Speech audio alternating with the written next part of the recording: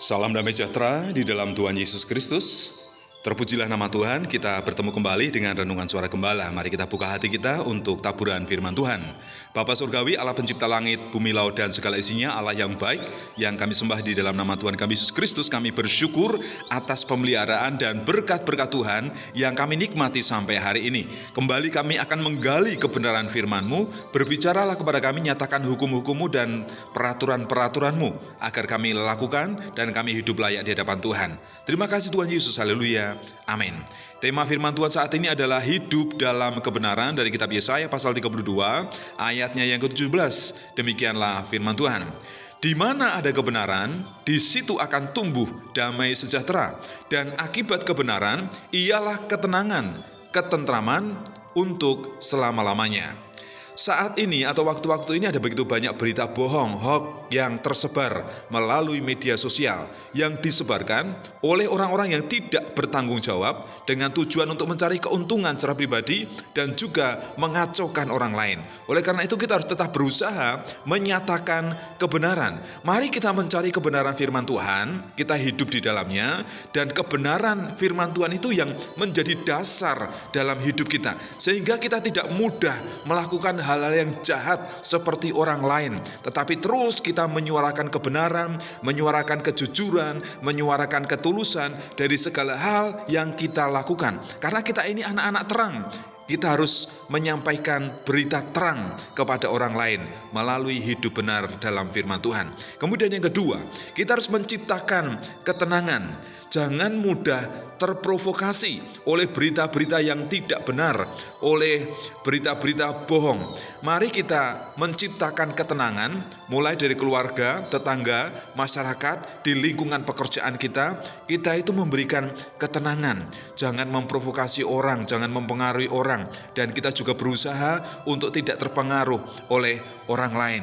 Karena saat ini kita harus hidup dengan hikmat dan kebijaksanaan, memilih berita-berita mana yang baik, mana yang benar, mana yang bermanfaat, mana yang tidak bermanfaat. Harus kita pilih, harus kita seleksi, dan kita lakukan kebaikan.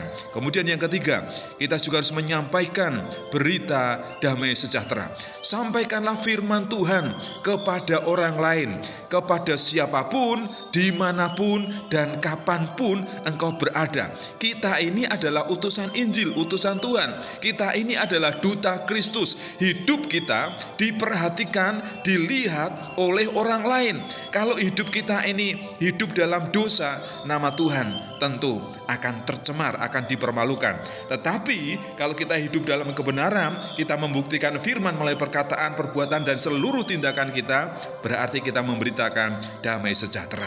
Jadi selanjutnya, apa yang harus kita lakukan dalam hidup kita? Yang pertama, jangan ikut memberitakan berita kebohongan, berita-berita kepalsuan.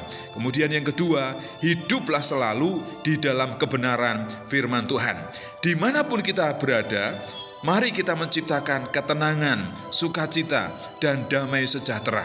Kita ini harus menjadi duta Kristus. Kita membawa damai supaya kita disebut sebagai anak-anak Allah, karena kita juga anak-anak terang yang perlu memberitakan terang firman Tuhan kepada dunia yang gelap ini.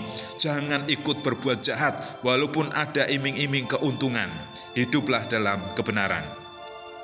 Carilah kebenaran dan hiduplah di dalamnya, maka engkau akan merasakan damai sejahtera. Bapa, kami bersyukur atas kebenaran firman Tuhan yang kami dengar saat ini. Dunia ini kacau, dunia ini gelap. Ada begitu banyak berita-berita bohong, berita-berita palsu, berita-berita hoax di media sosial, di sekitar kami. Itu mengacaukan, itu menimbulkan huru-hara. Tetapi kami sebagai anak-anak Tuhan harus menyampaikan kebenaran, harus menyuarakan kejujuran dan ketulusan.